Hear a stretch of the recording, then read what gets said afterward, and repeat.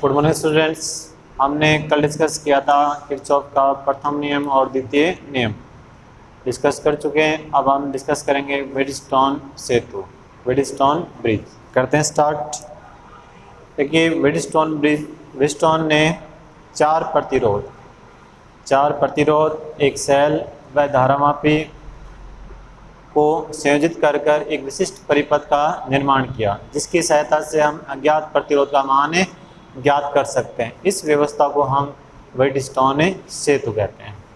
वेडस्टोन सेतु ने चार प्रतिरोध, एक सेल व एक धारामापी को संयोजित करके एक विशिष्ट परिपथ का निर्माण किया, जिसकी सहायता से अज्ञात प्रतिरोध का मान ज्ञात किया जा सकता है। इस व्यवस्था को हम वेडस्टोन सेतु कहते हैं।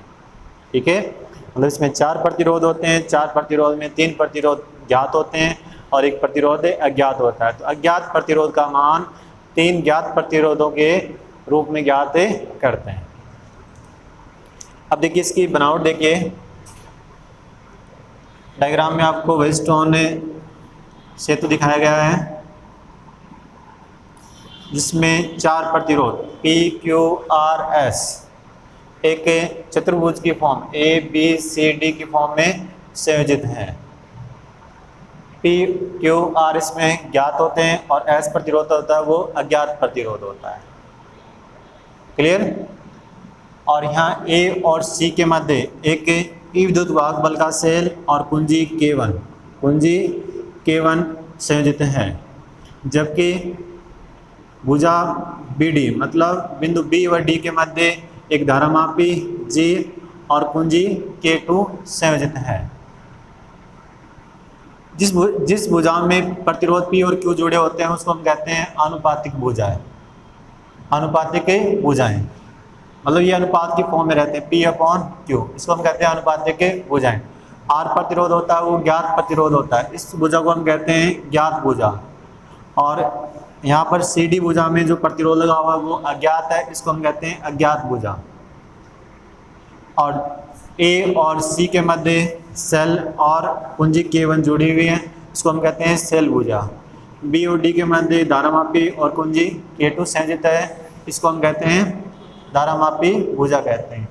ये कुंजी K1 है वो सेल के साथ जुड़ी हुई है, इसलिए इसको सेल कुंजी, और K2 धारामापी के साथ जुड़ी है इसलिए इसे धारामापी कुंजी कहते हैं। ओके, अब देखिए इसका सिद्धांत व संतुलन अवस्था के लिए प्रतिबंध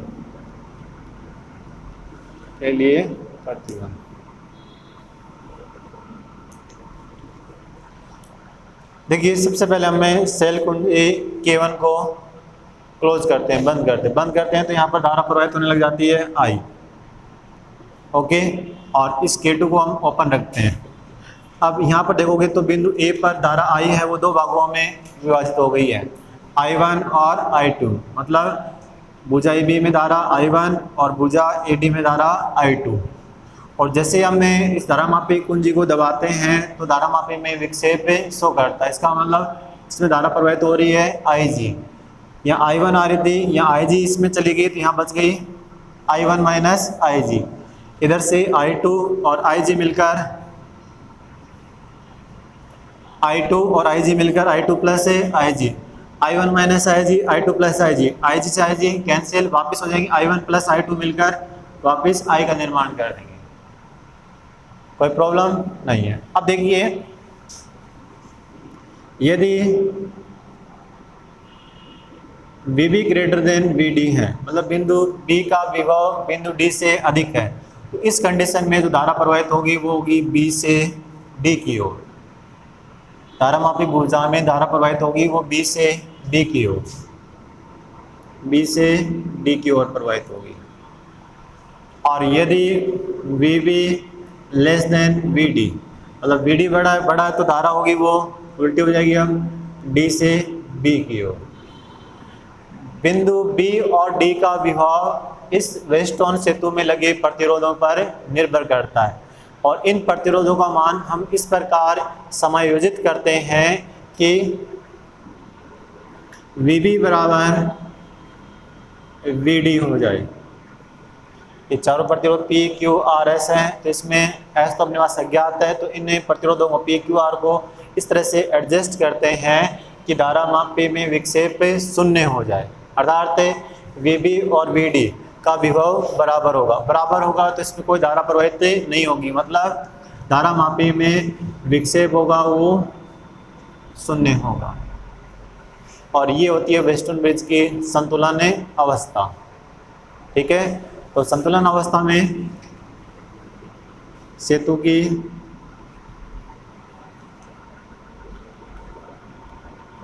संतुलन अवस्था में आप देखोगे VB बराबर VD, और जब ये बराबर होगा तो IG की वैल्यू 0 होगी। यहाँ तक कोई प्रॉब्लम? अब आगे देखिए, इस इक्वेशन को हम ऐसे भी लिख सकते हैं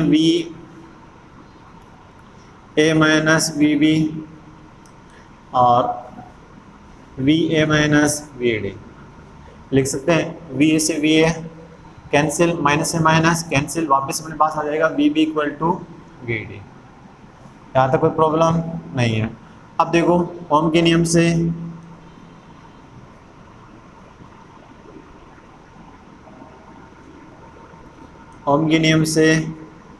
VA minus VB equal to IR होता है, यहाँ I1 है, R की जगह क्या है P, यहाँ आ जाएगा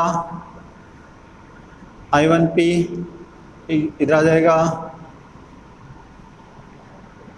VA माइनस VD है ना, तो ये आ जाएगा I2 into R। Equation number 3।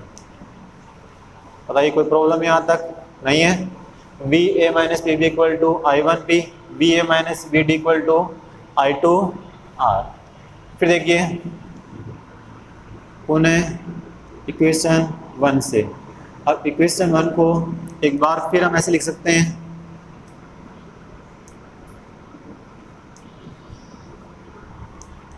BC से VC कैंसिल, वापस आ जाएगा VB equal to VD। BC से VC कैंसिल हो जाएगा तो VB इक्वल टू VD।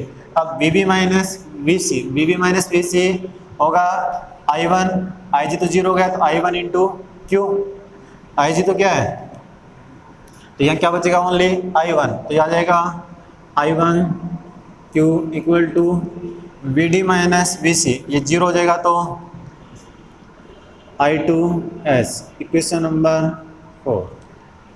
यहाँ तक कोई प्रॉब्लम नहीं है? अब equation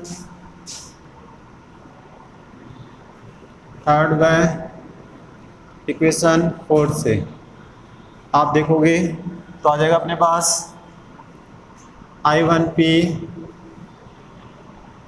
I1Q equal to I2R upon I2S। I1 से I1 कैंसिल, I2 से I2 कैंसिल, तो P upon Q equal to R upon S। ये equation number 5। Equation number 5। Okay, इसका मतलब क्या हुआ कि वेस्टर्न ब्रिज की संतुलन अवस्था में आनुपातिक भुजाओं में लगे प्रतिरोधों का अनुपात, P अपॉन Q, अनुपातिक भुजाओं में लगे प्रतिरोधों का अनुपात संलग्न भुजाओं में लगे प्रतिरोधों के अनुपात के बराबर होता है, अर्थात P upon Q equal to R upon S। और ये वेस्टर्न ब्रिज की इक्वेशन 5 को वेडस्टोन सेतु की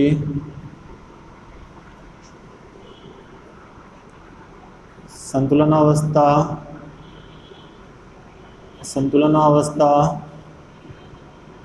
का प्रतिबंध कहते हैं।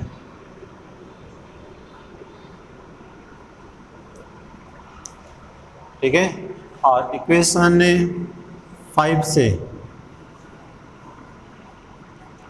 अज्ञात प्रतिरोध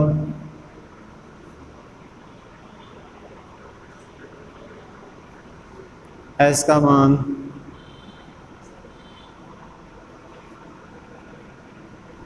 ज्ञात कर सकते हैं।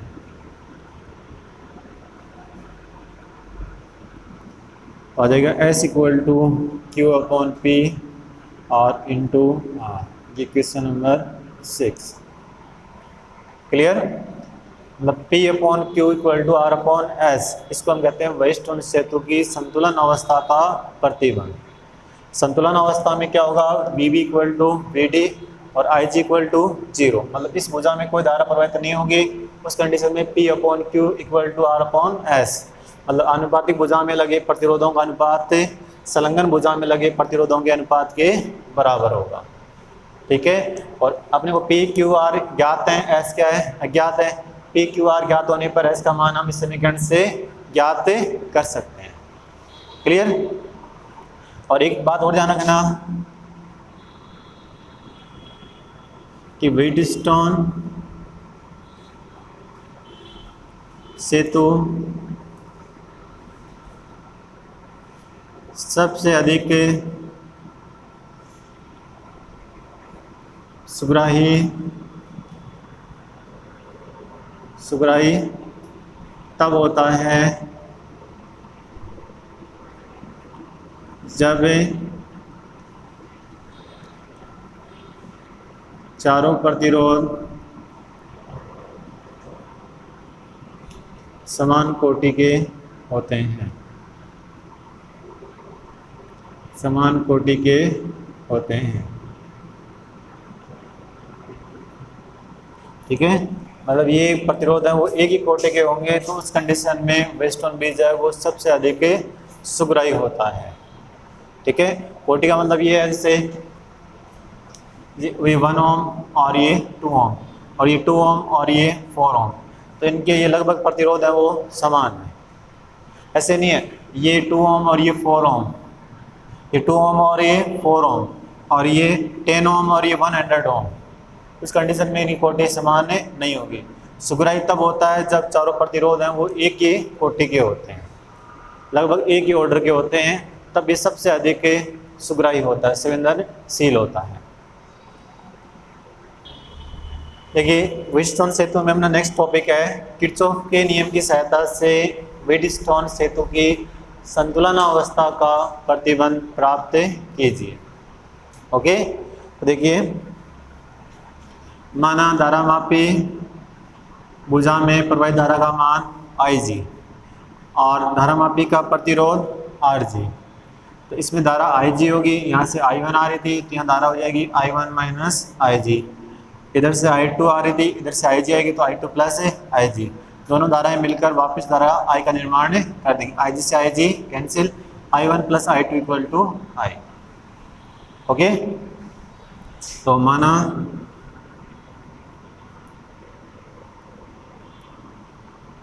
धारामापी का प्रतिरोध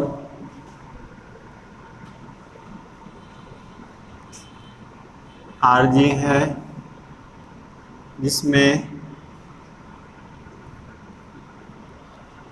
प्रवाहित धारा का मान IG है। ठीक है, तो हम क्या करेंगे, हम लूप ABD,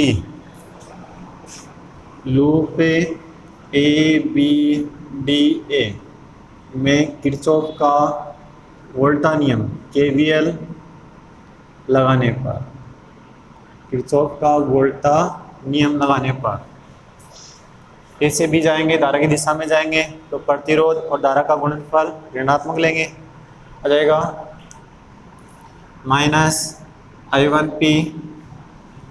फिर बी से डी जाएंगे तो धारा प्रतिरोध गुणनफल ऋणात्मक, इधर जाएंगे तो धनात्मक प्लस I2R और इक्वल टू 0। क्यों? किरचॉफ के नियम में होता है सिग्मा V इक्वल टू 0। ये क्वेश्चन नंबर फर्स्ट। फिर दूसरा लूप ले लेते हैं, लूप BCDB में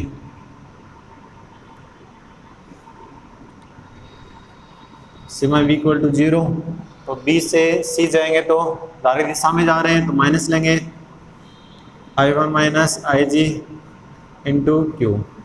फिर इधर जाएंगे तो प्लस लेंगे, धारा की दिशा के विपरीत जा रहे हैं, तो I2 प्लस आई जी इंटू एस। और फिर इधर जाएंगे तो उल्टा जा रहे हैं तो प्लस लेंगे आई जी आर जी इक्वल टू 0। यहाँ तक कोई प्रॉब्लम नहीं है। अब देखिए वेडस्टोन सेतु की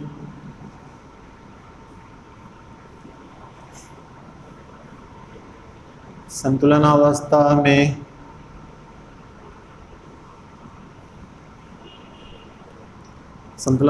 में V B equal to V D और आई जी इक्वल टू 0 होता है। दोनों का विभव बराबर होता है और आई जी इक्वल टू 0 होता है। तो इक्वेशन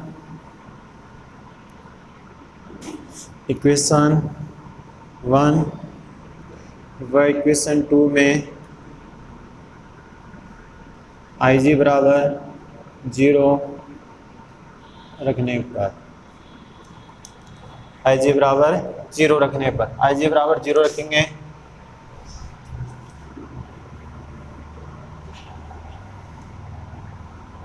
I1P माइनस का ये 0 हो गया प्लस I2R इक्वल टू 0।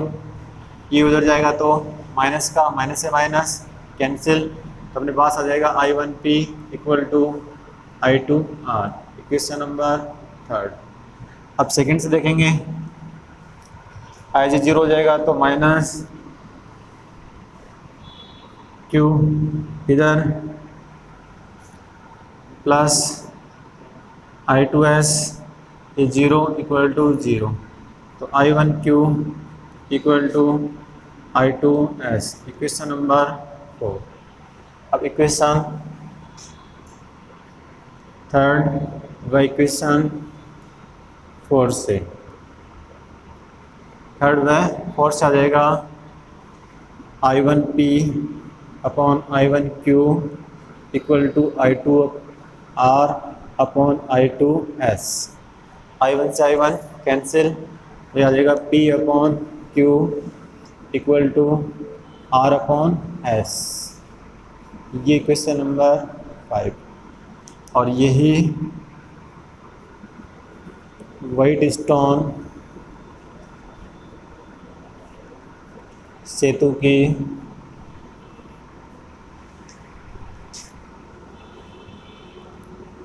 संतुलनावस्था का प्रतिबंध है। P upon Q equal to R upon S। Okay.